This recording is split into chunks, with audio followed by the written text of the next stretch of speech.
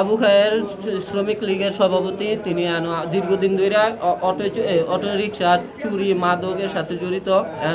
Auto চুরি করে নিয়ে আসতো।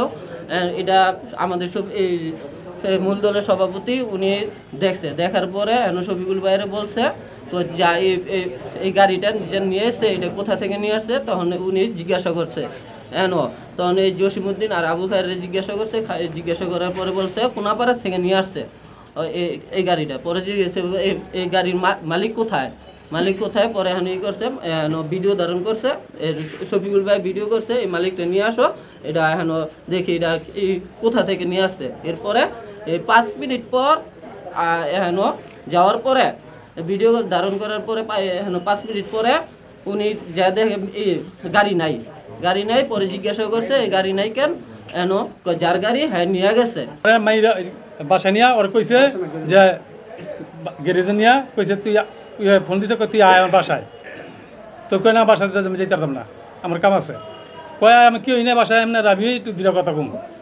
তো গেছে বলে দরজা লাগালাইছে, গেটের দরজা লাগালাইছে, লাগাইয়া ওরে মাইরা এই ভিডিও করছে। ভিডিও করে ছেড়ে দিছে যে চান্দা বেলা গিয়ে চাইছে, চান্দার কথা কইয়া ওরা এই ভিডিওটা ছেড়ে দিছে। ঘটনা এটা কিছু না, চান্দা বান্দা কিছুই না। ওর একটা ষড়যন্ত্র কইরা ওই আওয়ামী লীগ ওই বিএনপি ওরা এর লিগে ওরা নিয়ে এই কামটা করছে, নিয়ে মাইরা এবারে ভিডিও করে ছেড়ে দিছে। আমাদের চনপাড়া 9 নং ওয়ার্ড বিএনপির সম্মানিত সভাপতি বাহারুদ্দিন ভাই, উনি আমাকে সকালে বাসা থেকে ডেকে নিয়ে আবুল খায়ের আর জসিমউদ্দিন দীর্ঘদিন এলাকায় চোরাই গাড়ি আইনা বেচা কেনা করতেছে, রংচং করে রং দিয়া এগুলার ঠিকঠাক করে আবার অন্য জায়গায় নিয়ে বিক্রি করে। এই সংবাদ পাইয়া উনি আমাকে এর আগেও অনেক দিন বলছে।